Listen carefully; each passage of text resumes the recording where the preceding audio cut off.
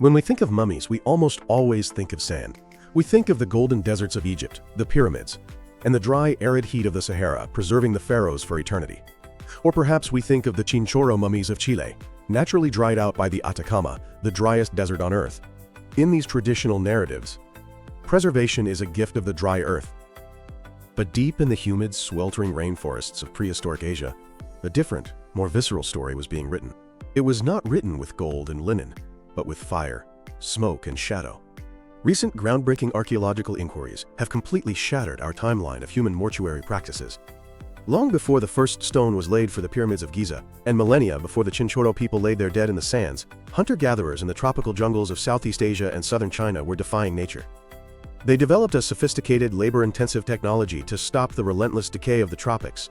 They did not bury their fresh dead, they smoked them. This is the story of the fire mummies of the Paleolithic, a tradition stretching back over 10,000 years, revealing that the human drive to preserve the beloved dead is far older and far more universal than we ever dared to imagine.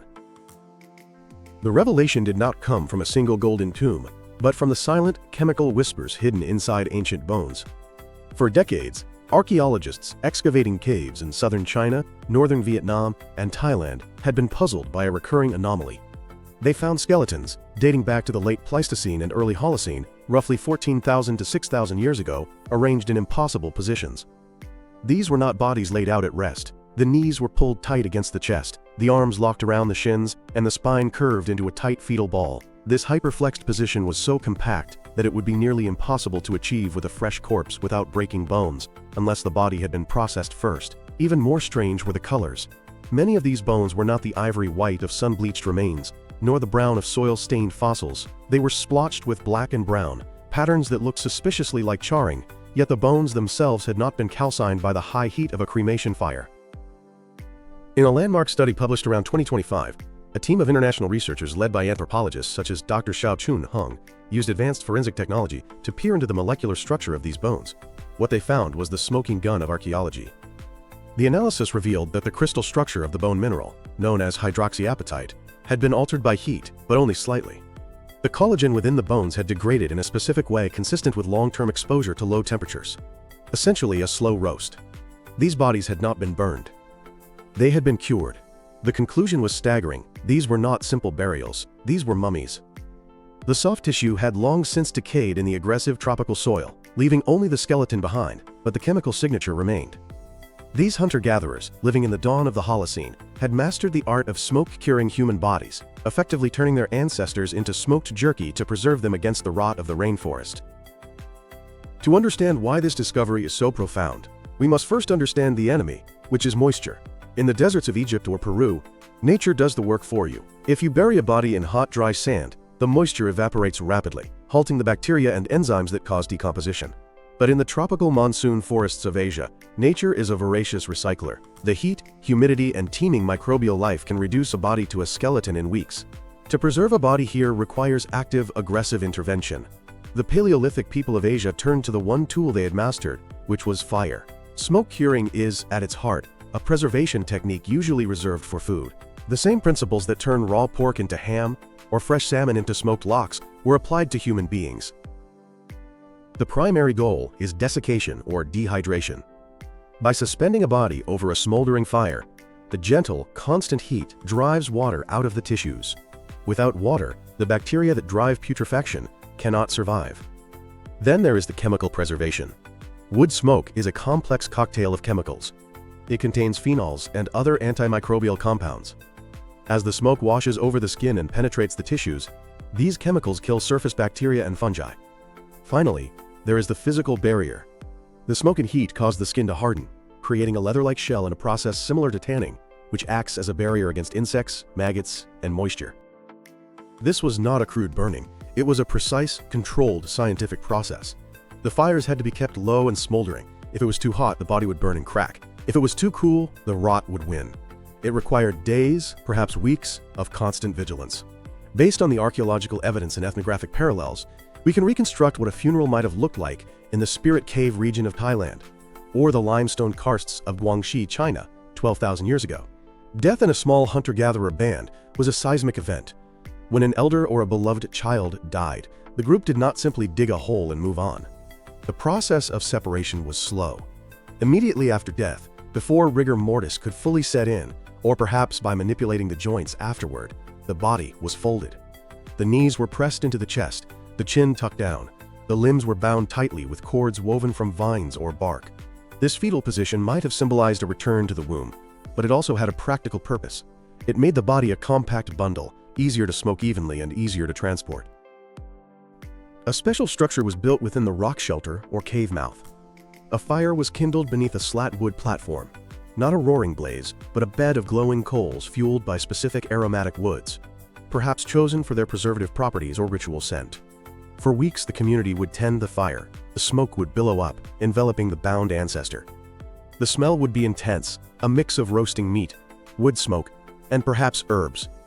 This was a visceral sensory engagement with death. The mourners would watch the body transform.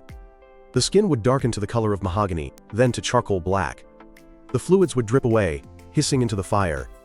The body would shrink, becoming lighter, harder, and imperishable. Only when the process was complete, when the ancestor was transformed from a decaying corpse into a hard smoked statue, would they be laid to rest in the earth, often still in their bound, crouching pose. One of the most compelling aspects of this discovery is that this extinct practice never actually went extinct. The tradition of fire curing the dead survived in pockets of Asia and Oceania into the 20th century, providing us with a living window into the Paleolithic past. High in the misty mountains of Benguet in the Philippines, the Ibaloi people practiced a form of mummification that mirrors the ancient technique with eerie precision. Known as the fire mummies or mecking, these remains date back centuries. Some estimates suggest the tradition is thousands of years old, though the surviving mummies are from the 12th to 15th centuries AD. The Ibaloi process was agonizingly intricate. It reportedly began before death, with the dying person drinking a strong brine solution to begin dehydrating the organs. After death, the body was washed and seated in a death chair over a low fire. But the Ibaloi added a step that speaks to incredible anatomical knowledge. They would blow tobacco smoke into the mouth of the deceased. This wasn't just ritual, it was internal fumigation. The smoke would dry the internal organs from the inside out, while the fire dried the skin from the outside. The process took months. The result is a body preserved with skin intact, tattoos still visible, teeth grinning in a timeless grimace. These mummies were then placed in log coffins, in caves like Timbak and Tinongkol, where they sit to this day, guardians of the mountain. Travel further south to the highlands of West Papua, Indonesia, and the link becomes even more direct. Among the Dani and the Anga, or Kuku-Kuku tribes, smoked mummification was practiced well into the modern era. Here, the mummies are not buried, they are kept. The smoked corpse of a village leader or great warrior is anointed with pig fat and red clay, then placed in a seated position in a special hut. The villagers continue to live with him. They speak to him, offer him cigarettes, and bring him out for great celebrations. The smoke curing allows the dead to remain a physical part of the community. The 2025 study explicitly drew connections between the hyperflexed skeletons of 12,000-year-old China and these modern Papuan mummies. The physical distortion of the bones caused by the tight binding and heating in the ancient samples is identical to what is seen in the Dani mummies. It suggests a continuous cultural lineage, or at least a convergent evolution of technology, spanning an entire continent and 10 millennia. Why did these ancient hunter-gatherers go to such lengths? The people of this era are often grouped under the Hoabinhian technocomplex, a term for the stone tool-using hunter-gatherers of Southeast Asia. We know they were adaptable, utilizing the rich resources of the rainforest. They ate wild almonds, betel nuts, and hunted monkeys, deer, and cattle. The decision to mummify speaks to a complex spiritual life and a specific relationship with the land. First, there is mobility and portability. Hunter-gatherers are mobile. If a loved one dies, you may not want to leave them behind in a shallow grave to be dug up by scavengers. A smoke-cured body is light, dry, and hygienic. It can be carried. It allows the ancestors to move with the tribe. Second, there is ancestor worship. In many Asian animist traditions, the dead are intermediaries between the physical and spiritual worlds. To let the body rot is to lose the vessel of that power. Preserving the face and form of the ancestor helps maintain the connection. The ancestor is not gone, they are simply dried. Third, there is defying the rainforest. There is a defiance in this act. In an environment that destroys organic matter rapidly, mummification is a technological assertion of human will over nature. It is a refusal to let the jungle erase a person. The connection to sites like Spirit Cave in Thailand is particularly fascinating. Excavated by Chester Gorman in the 1960s, Spirit Cave was one of the first sites to prove that Southeast Asians had complex plant knowledge and possibly early agriculture far earlier than previously thought. While Spirit Cave is famous for its seeds and stone tools, The log coffin culture that appears in the same region of Pang Mafa much later, in the Iron Age approximately 1500 to 2000 years ago, shows how the idea of complex preservation persisted. The log coffin people hoisted massive teak coffins onto high stilts within caves. While they didn't always use the full smoke cure method of the Paleolithic, the location of high dry caves and the elaborate treatment of the dead show a direct line of cultural heritage. The caves were portals, and the dead were the guardians. The discovery of 10,000-year-old mummification in Asia forces us to rethink the history of human civilization. We often associate complex mortuary rituals with settled, agricultural societies like Egypt. We assume that hunter-gatherers were too busy surviving to spend weeks tending a fire for a corpse. This discovery proves that assumption wrong.